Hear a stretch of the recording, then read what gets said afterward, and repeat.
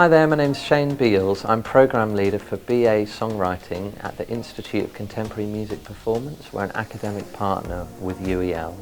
UEL have been validating our degrees for some time.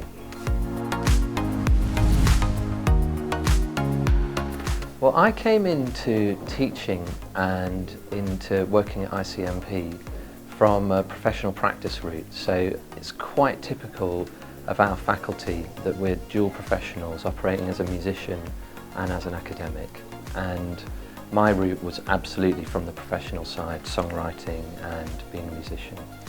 And coming into ICMP and working in an academic environment is great, but something like the fellowship is a really good opportunity for someone like me to consolidate their academic practice, their professional practice.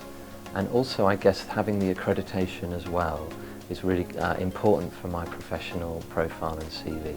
So it was always something that I wanted to do, and I was really grateful to get the chance to apply for Senior Fellow this year.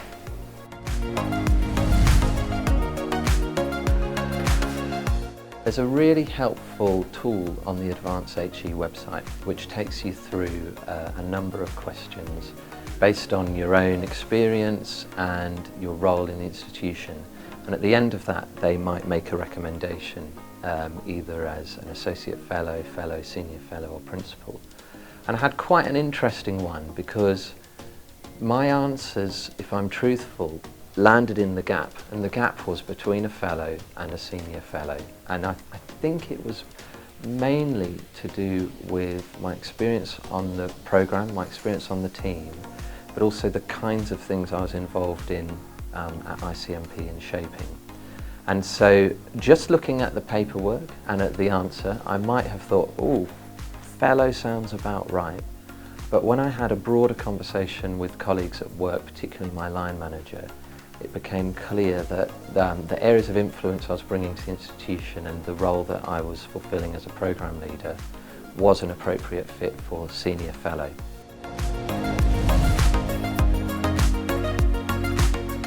I think if I had to quantify it, I'd probably say 10 hours of work. Initially there was a couple of hours in the scoping, in the conversing and putting together the application form. I went down the presentation route, so the majority of the work was in thinking and reflecting on how to present and then building the slide pack, then rehearsing. It was really beneficial to get together with colleagues and do a trial run and get feedback.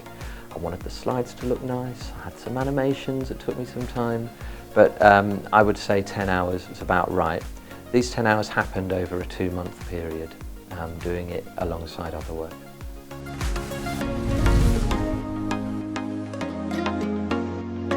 I think the first thing to think about is there is no roadmap, and it is every application is unique, and it's important to really interrogate your own work, your own professional identity, and find your story within the UK PSF. But once I'd done that reflective work, talking with colleagues and thinking about my own practice, actually finding the right case studies became fairly straightforward because it was a culmination of things that you've been doing, things that you've already done.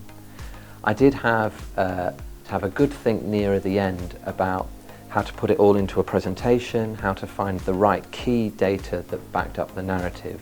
But that's in a way no different to preparing a presentation within teaching work to get across the message as clearly as you can.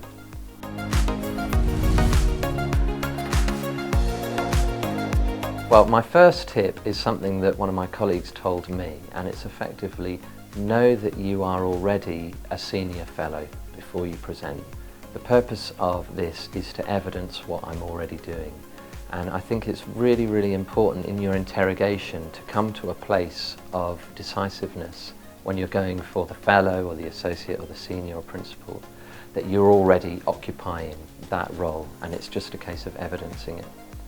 The second tip is be yourself. Be yourself, find your story, find your language, find your way, find your evidence.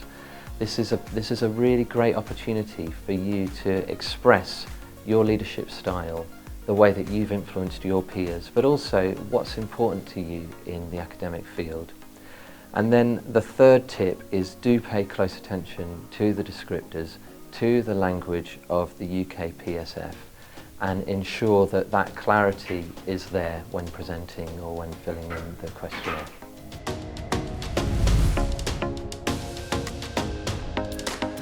Yeah, I've spoken quite a bit about how I benefited, but actually a lot of the interrogation was around my influence and engagement with colleagues. It's really helped me refine and clarify the importance that I place on working collegiately, collaboratively, and investing in others.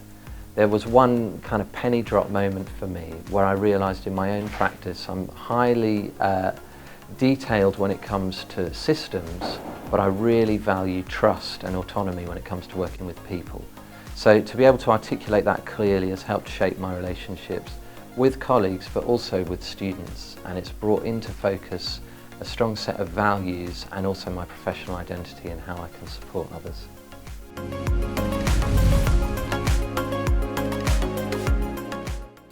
I think I'd have a little bit more fun. I think I'd be a little bit more relaxed. I think it's probably normal having a sense of imposter syndrome going for an accreditation like Senior Fellow.